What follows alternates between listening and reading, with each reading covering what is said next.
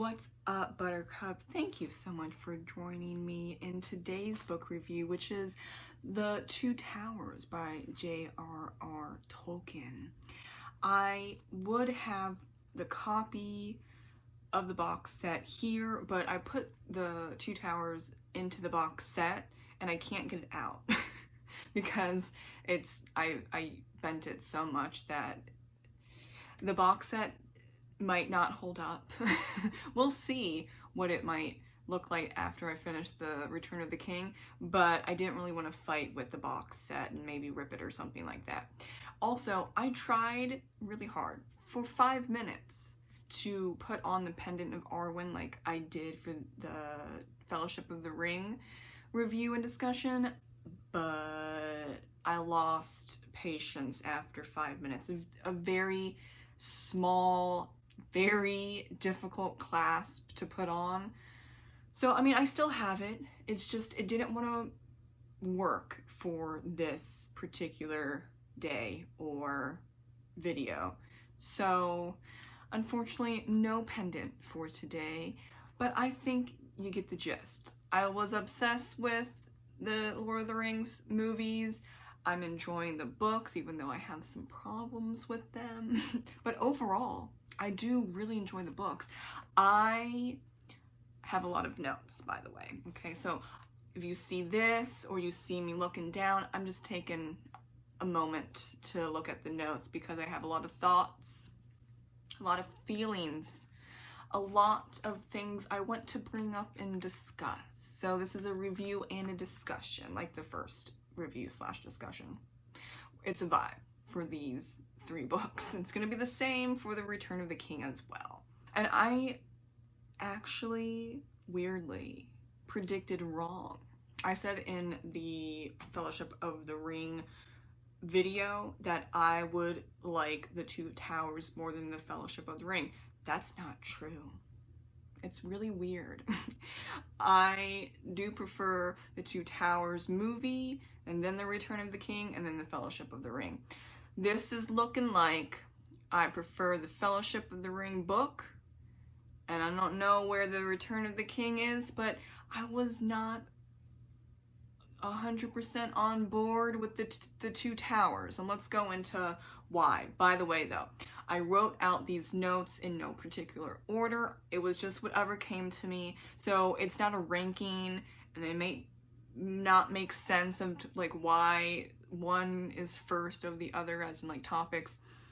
Bear with me. It was the ADD, and it was me just trying to get everything down, so at least we have something to go on for this review and discussion. Okay, the first point, also kind of surprised, is that I like Frodo more in the book than in the movie. The movie, I don't know, like,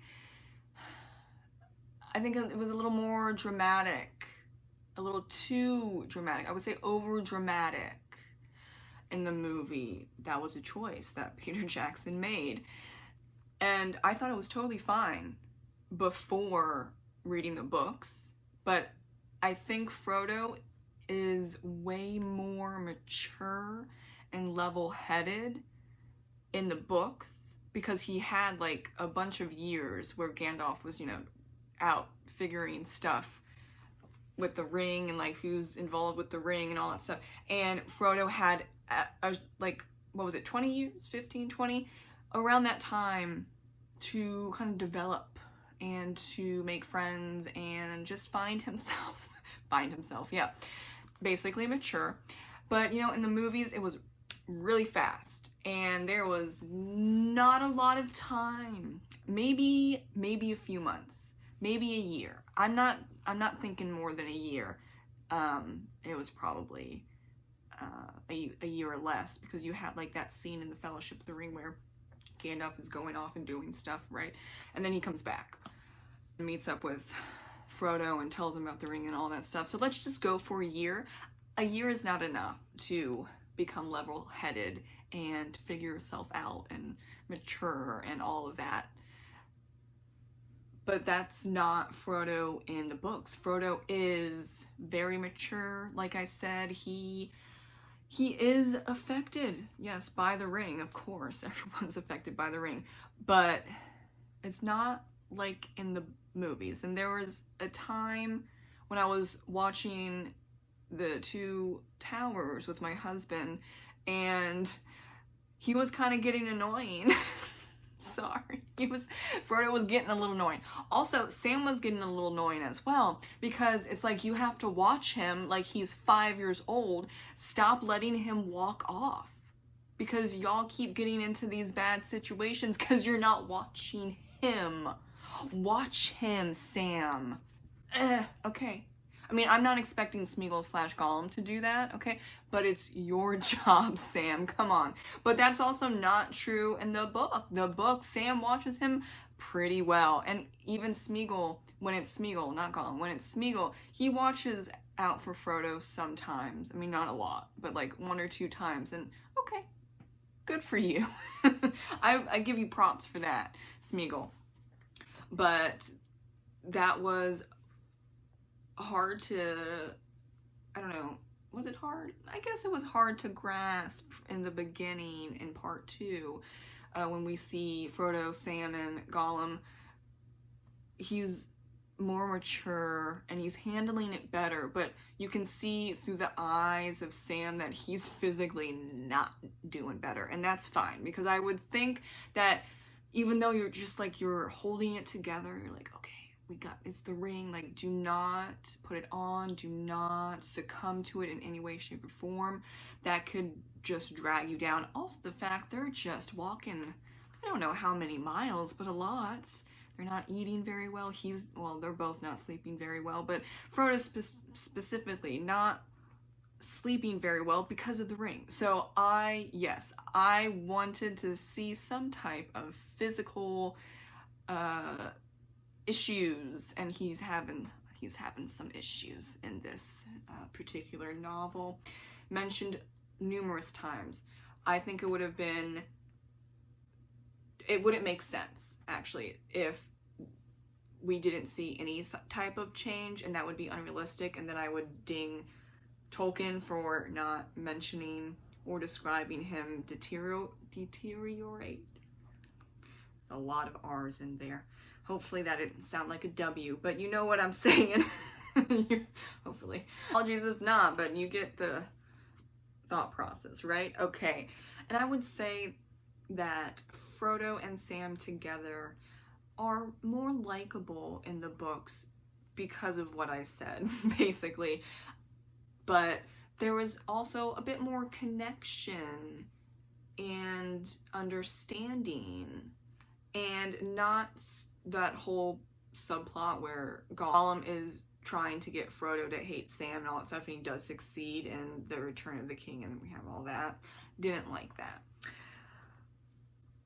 So there's not that anger between those two. They get frustrated sometimes, and that's okay to get frustrated. This is a really difficult journey where you might or might not survive. I get the frustration. There can even be a little annoyance as well. Lots of stress, but I think they handle it way better in the book than in the movie. But, you know, I am not a huge fan of Sam's treatment of Gollum, but it's not as bad as in the movie, and he does try. He tries in some points in the book to try and get Smeagol out and to keep Smeagol, because he does show care.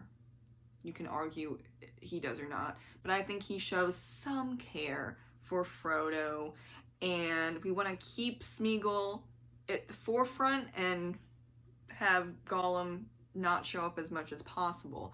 And I think that might have been a better strategy if you talked it out, like Sam and Frodo talked it out, where they're not rude, nasty, mean, whatever, harsh, whatever, to Smeagol, to try and just keep him present as long as possible so they can get to their destination and more likely to survive that. I don't know if Smeagol/Gollum would have at the end attacked Frodo, bit his finger off, and fallen in to the lava after the ring. If they were nice to Smeagol, I don't know. And also, it's not really about Smeagol / Gollum's redemption arc. That I don't think that is the point of that character. But I don't know. I just feel sorry as an adult. I feel sorry for Smeagol in many ways. And I better understand the concepts of what the ring can do to someone. When I was younger, I was like, why are they just like so obsessed with it? Not as much life experience as I do now, or maybe even just I didn't know the concept of corruption and greed and what that can do to someone. And then you add the magical element into it and you're like, well, I mean, I get it.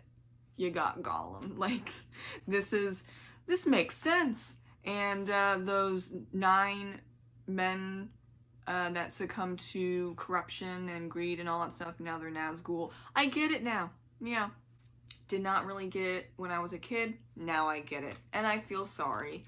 Actually, for all of them, even though they're bad. Like, the 9 kings, the Nazgul, yeah, they're bad. Gollum, bad. Smeagol, not the best person, best hobbit, whatever you want to say, but not bad, not evil. And this, I think, is really a great conversation about, are people 100% evil? Or is it like good and bad? And like what wins out? Especially if there's magic involved that is not in their control. You see Frodo, and he's only had the ring, like really had the ring, I don't know, like the whole time that they're traveling. It was put away. I don't remember any mention like he played with it or put it on or viewed it when Gandalf was, you know, galloping around Middle Earth for those X amount of years. So really, he had it in his possession, but he didn't have it around his neck or in his pocket for very long, and it still got to him. I think that is a great conversation to have, and it's going to depend on the magic world building system. And for Tolkien, that ring, when you have it on you, you're holding it, it's against your skin or it's close to your skin, it messes you up. And you get the Dark Riders, and you get Gollum, and you get just nastiness. You just get pure nastiness and evil. But for at least Smeagol and a little bit with Frodo, they were hobbits, so, and they never had that interaction with the rings or Sauron or anything like that, so they're a little bit more pure, and they grew up well. And, well, I don't know so much about Smeagol, but Frodo grew up well, Bilbo grew up well. It wasn't like they were surrounded by death and war and fighting and all that stuff. The Shire doesn't have that, right? So they had a very comfy life, not a lot of trauma or at all.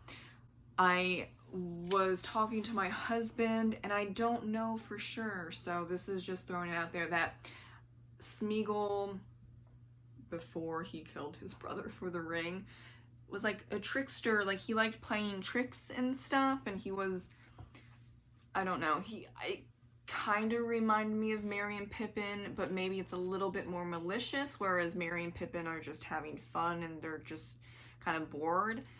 But I don't know if that's canon. That's just what my husband said, so I don't know about that. But yeah, interesting. I think Gollum / Smeagol is really interesting.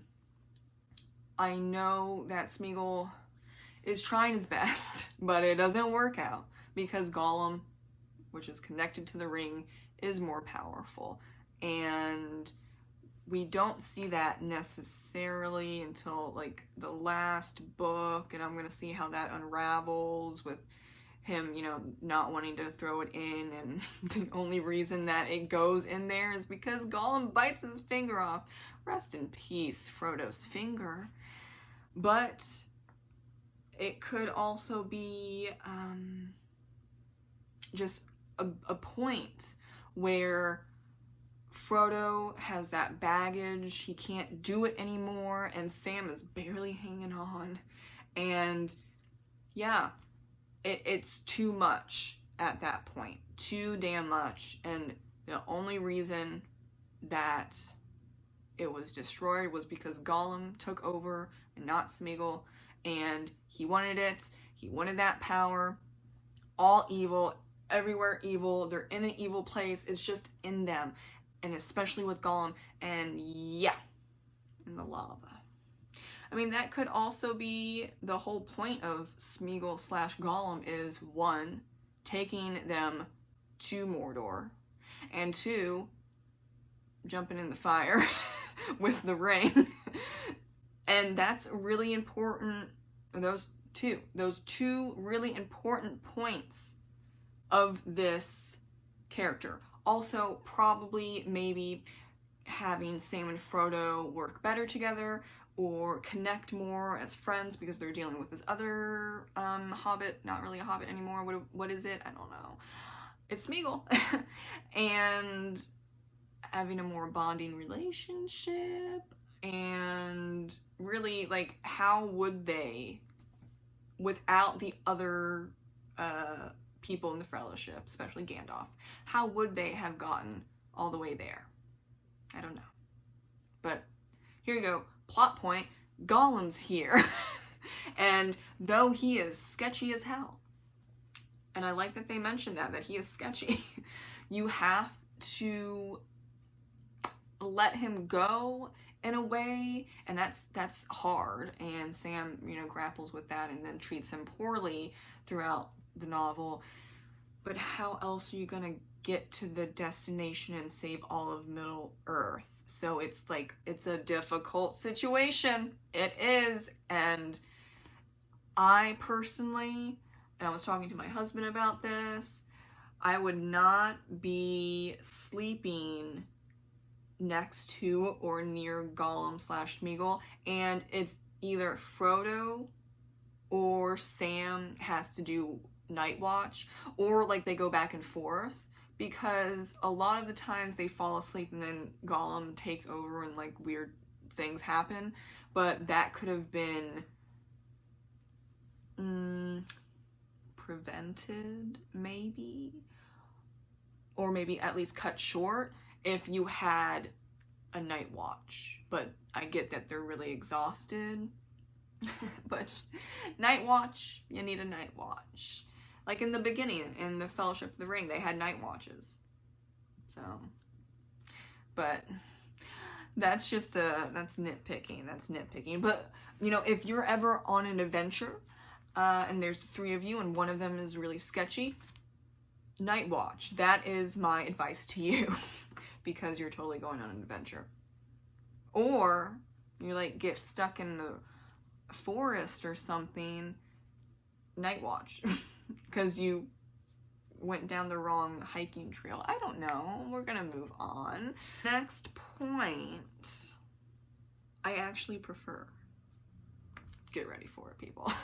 Get ready for this. I actually prefer part 2 with Sam, Frodo, and Gollum over my main squeezes. And my main squeezes as in Legolas and Gimli. Also Gandalf and Aragorn. But I just love the relationship between Legolas and Gimli. I just want all of it. But still, I preferred part 2 over part 1, which is very bizarre. There's just some things that are just weird. When I'm reading these books, I didn't expect it, but that's the fun of it. That's the adventure of these books. And why did I prefer part 2 over part 1? Well, honestly, it felt a bit lackluster, part 2. Not part 2, part 1. Jeez. There's too many parts. I'm getting messed up. Okay, the lacklusterness of the whole situation with Gandalf, Gimli, Legolas, and Aragorn, it's not as big. It's not as adrenaline pumping as the movie. And I'm used to the movie, of course, because I watched it like 100 times. So it was odd. It was odd that Helm's Deep was, at least in my copy, I don't know, less than 30 pages, and it wasn't a big battle. Oh, what's happening? I don't know. It was just not as epic, I guess you would say. And also the Theoden scene in Rohan with Wormtongue and all that, also a bit boring. A bit boring. It was way more epic in the movie, and I prefer the movie of Wormtongue, Theoden, and Helm's Deep, of course. I mean, look how epic Helm's Deep is.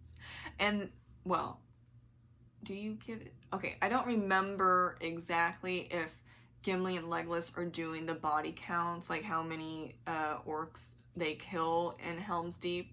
I kind of skimmed it a little bit after like page 15 where it was just bleh.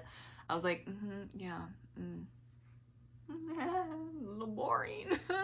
Okay, we're not gonna be so in depth right now. So I do apologize. I think they did body counts then, but it wasn't enough that it was exciting. Unfortunate. Jeez. I just had high hopes, and I didn't get those hopes. Or my dreams of epicness for Helm's Deep. Okay, and another point that really upsets me. I might rage a little bit. Hold on, okay.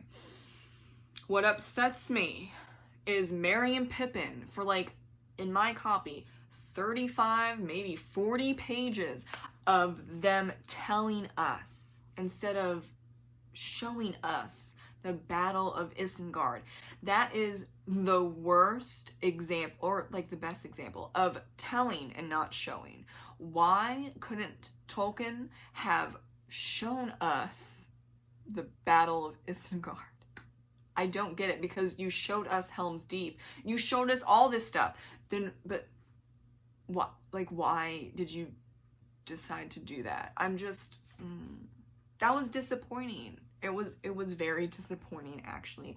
Was not a fan of that. If I was doing a class on showing, not telling, that would be example of telling, not showing, and that's not good. And that made me sad. Another point that I thought was interesting, because the special effects for Shelob, this big spider, the big spider, is great. Like, and it's also in the Return of the King, not the Two Towers. So I'm wondering what the heck is in the Return of the King involving Sam and Frodo, or are we just aimlessly walking again? No, please no. But I don't know, because we see the Queen Spider in this one, and the Two Towers, and I like the book version better. Why? Because I just, like I said, the graphics are great. Love the whole scene with Sam fighting the spider, and that's accurate in the book. However, what Peter Jackson decided to do was have Gollum sway Frodo into thinking that Sam wants the ring and he's using him and blah blah blah, and then Gollum and Frodo go into the tunnels with the Shalabla, Queen of the Spiders, whatever. That's a dumb name for a spider, by the way. But anyway,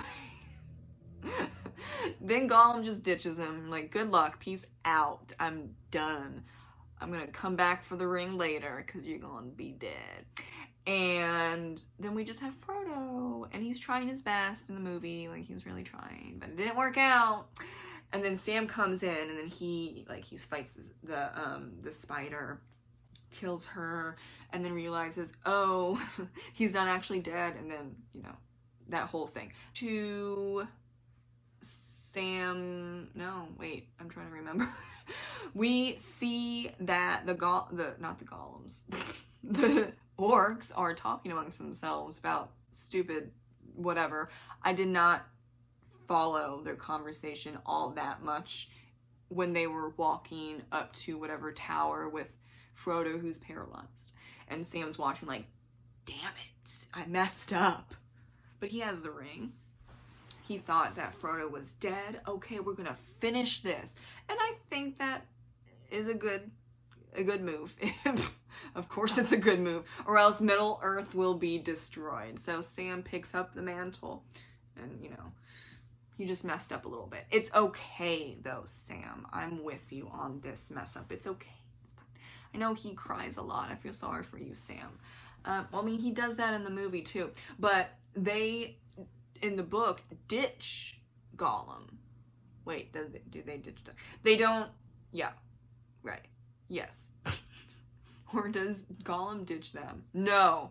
They follow him, like, up to a certain point. He's being sketchy, and then they just meh, and then they go to the tunnel.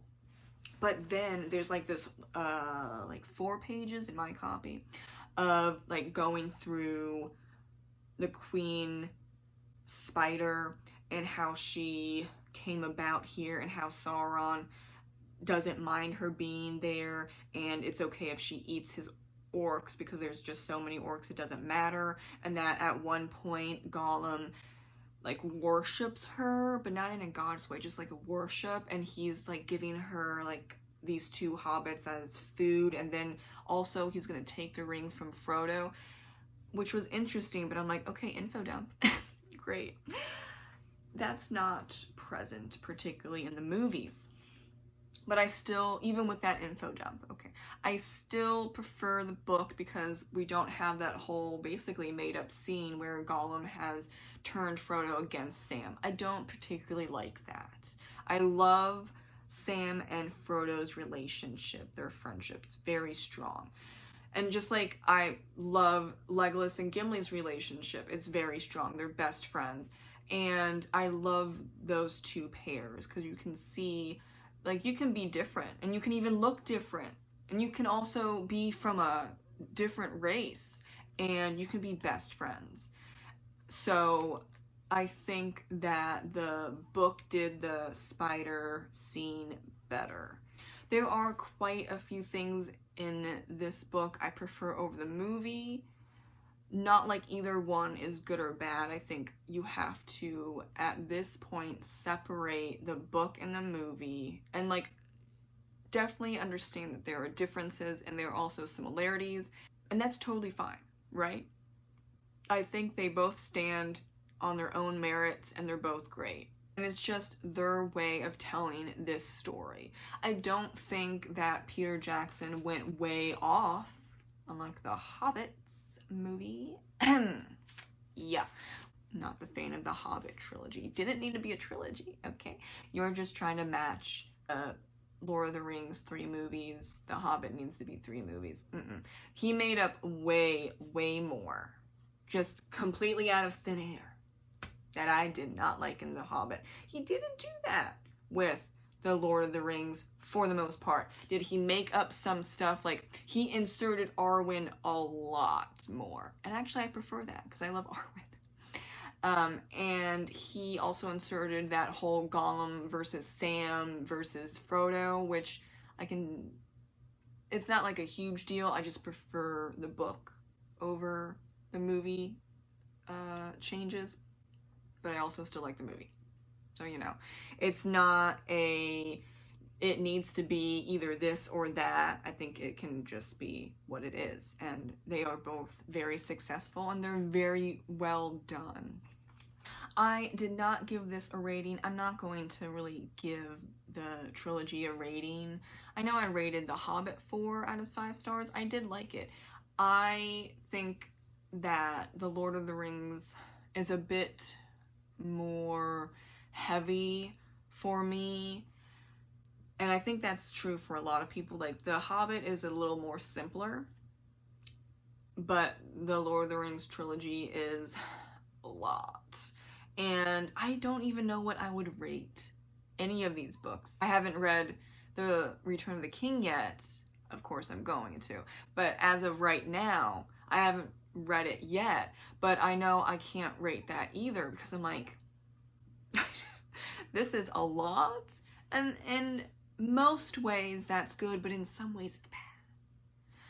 But it's also like the beginning of epic fantasy, and it's written in the early 20th century, and then when was it published? Like 10 or 20 years later from when he started it. So it's just a lot. There's just a lot of history behind it, a lot of newness, just a lot. I'm not going to do another list. I'm sure I've talked you up with all these lists of what I like and dislike, but I think you get the meaning. So I did enjoy it, not as much as The Fellowship of the Ring. I'm gonna see what The Return of the King is like. I'm really excited for that. And thank you so much for watching my review and discussion on The Two Towers by J.R.R. Tolkien. I'll see you in the next video. Bye.